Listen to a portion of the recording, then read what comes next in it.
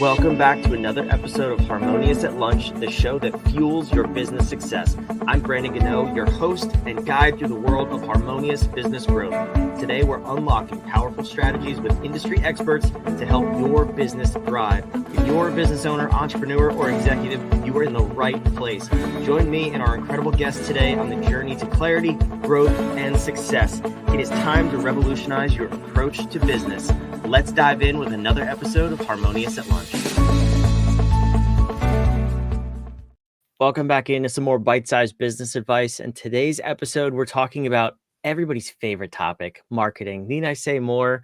Everybody seems to be a marketing guru, but no, today we have a very special marketing expert with us, Ann Laffin, and she specializes in marketing for startups. Very unique sector of the market. So I'm curious to see what she has to say. But Ann, thank you for being here and welcome to the show. Thank you for having me. I'm very excited to be here. So tell me, we have to just get this on the table. I said what I said. Everybody thinks they're marketing experts. How many marketing gurus out there just make you want to shake your head?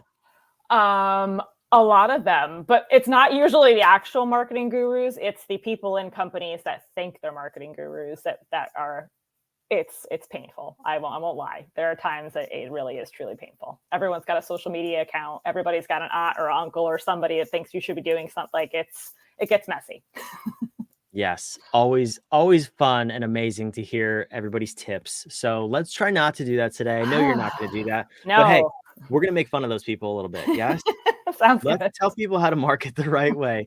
I'm curious though. So marketing is obviously very broad. There's a million things you could fit underneath that. What prompted you to specialize in marketing specifically for startups?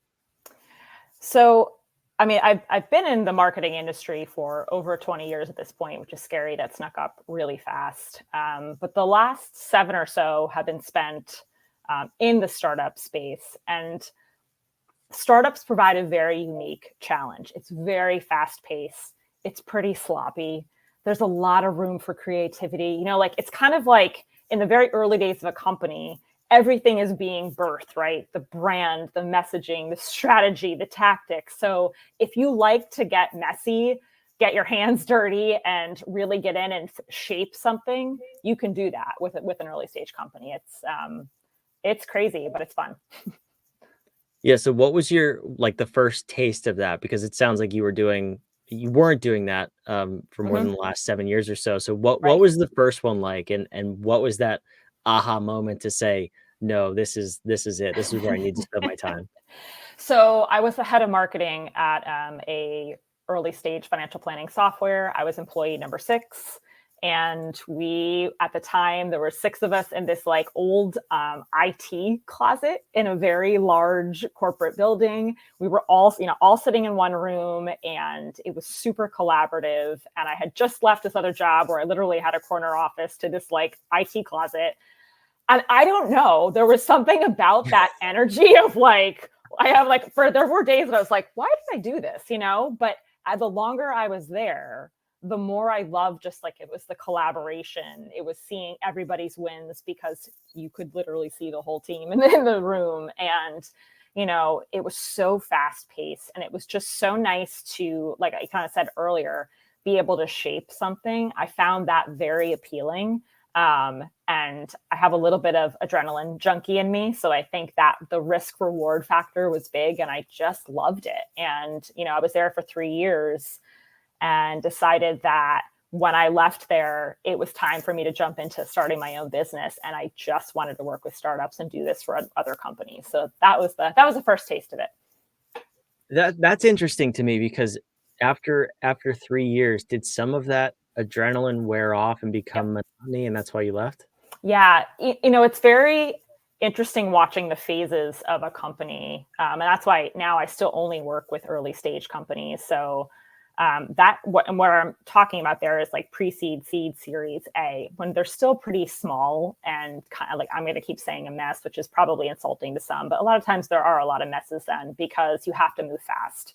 As a company gets bigger, right, has more process in place, has more customers, has more of the answers, of course, some of that newness has to wear off. And the things that were put together with paper clips and bubble gum now have to be put together with steel and nuts and bolts, right? You have to so it is very different as the company starts to get into that next phase of growth.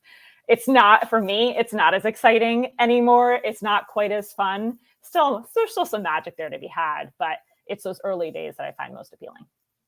Yeah, I can understand that. It's interesting to see how you went through that journey personally. So back on the marketing and messaging side for startups, it is messy. I mean, there's no way around that, right? Like it's you compared it to birthing a baby.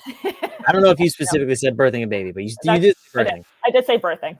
Okay. So if for the audience members who have never been around that, it's messy and it's chaotic, and we're not going to describe it in detail. You can go look it up on YouTube. Please don't. Yeah. But it's true. I mean, you are trying to build a company, and in many cases, a true startup has the goal of doing many millions, if not billions or more in revenue. So to go from nothing to that is a massive leap.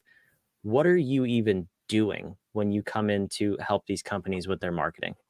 You have got to lay a foundation. Even, like if you don't build any stability early on, kind of going back to that bubblegum and paperclip idea, at some point the house will fall over. At some point it breaks. So I start with messaging because I truly believe that you could have the best strategy, or you could have a million channels that you're marketing in, but if the messaging is falling flat and doesn't speak to your audience, no one will care. It is not going to resonate. So I start there. And then after that, I look at a strategy of like, okay, look, we have 3 people on the team. We have $1 million total for the business to spend, or whatever it is, right? I look at resources and I say, what can we do that's going to make an impact the fastest with the resources that we have? And so, frequently that turns into content, turns into social, it turns into thought leadership with your founder, but it's key that you have some kind of tangible, bite-sized plan. Love that, because that's really applicable here, that you can get into place and move quickly and measure quickly. Yeah, which is speed is everything in that world.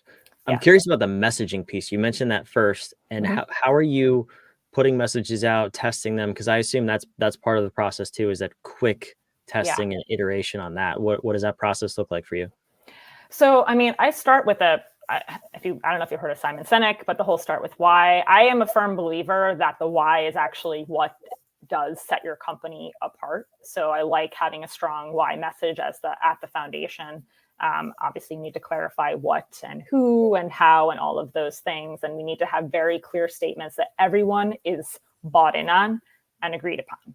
Once you have those things, again, early days, you're not going to go hire a large market research company to do your research for you. That's just not going to be in the cards. What you can do is every sales call you have, test out that messaging for a while and see how it resonates. When you're running social, see what's the interaction with that. When you are seeing customers out in public, ask them.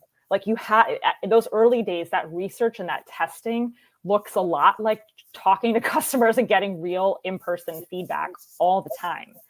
I definitely am a fan of, you can certainly run, surveys on your own that are pretty cheap and, kind of on the fly. And you can definitely do that and should. But I think that feedback loop is almost always running in the early days so that you are constant. It's like one big constant test. That's not to say you are making changes constantly, but you should be gathering feedback constantly, if that makes sense. Yeah, which is interesting because when you're more established and you have a marketing strategy, like you said, you evolve into, and a budget and all this stuff, and more of a consistent plan and approach. Yeah, that's when the measurement and the KPIs and stuff are really, really important. I'm almost curious to hear your take on how important is that in the beginning, establishing those KPIs, or is it really just about gathering data, making quick decisions, and continuing to test? So I hope this answers your question the way I answer this. Something that I've started implementing with clients is just this idea of like, what's the North Star right now? Because I've run into an issue where if we're trying to solve for too many KPIs, too many metrics, it doesn't work out really well because no one actually really knows what we're trying to accomplish. So trying to get everybody marching towards a North Star and then implementing a small marketing plan. I started making these things called micro plans. Every month we do a lead generating tactic and a retention tactic with one very simple metric in mind that we can track, and that's leading to the North Star. Usually it's a revenue goal or something like that, but it's very clean cut. There's not a lot of gray in it, and it allows us to, we measure quickly, and it's usually, again, like one metric, and it allows us to make changes quickly. So I hope that answers what you're getting, right? Like I think it's important to have metrics, but not so many that are set in stone, because most likely they're going to change. Yeah, it does. And I was curious because I was working with a client the other day, and it's a brand new venture, and there was a lot of emphasis on what are we measuring. And I was like, I don't care. Now we do fractional COO consulting, so different sort of outlook on the business. But I was like, I don't care, because there's not enough data to really measure it against. So, like, yes, we're collecting it for sure. We are going to measure, but I'm not going to put emphasis on, are we hitting our numbers? Are we hitting our objectives? Like, no.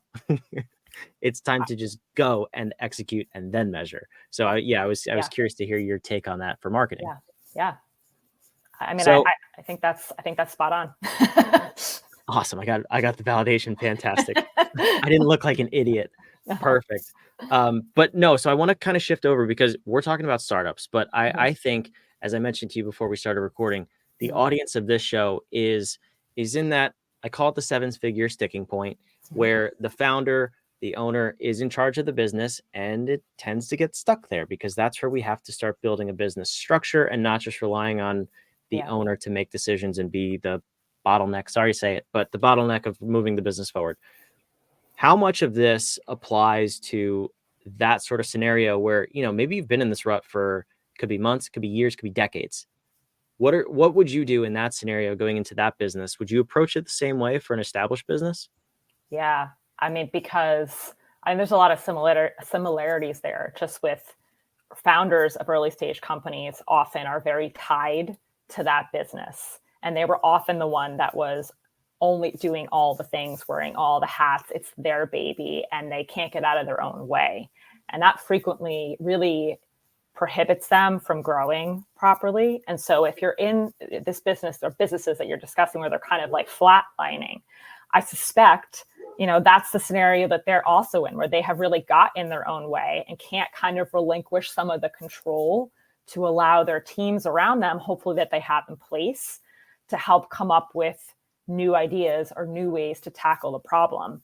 I think when I see stagnant numbers, I know everyone hates the term audit. I kind of do too. But to me, that's like the time when I just want to like get under the hood and be like, what's actually going on? Like, what are we really doing right now to make changes, to change this stagnation that we have? And if you as a founder are comfortable leaning on your team to say, like, we're going to come up with a plan together, like, again, North Star goal. Now I need all my heads of departments to come back and wow me with whatever it is that we're going to do. So I guess maybe the long and the short of it here is, like, there comes a point when that head of the business has got to lean on their team and get out of their way, like get out of their own way. It's just, I think it's really scary for them, but I really feel like strongly that is the only way to get to growth. Just to be clear, Anne said it, not me.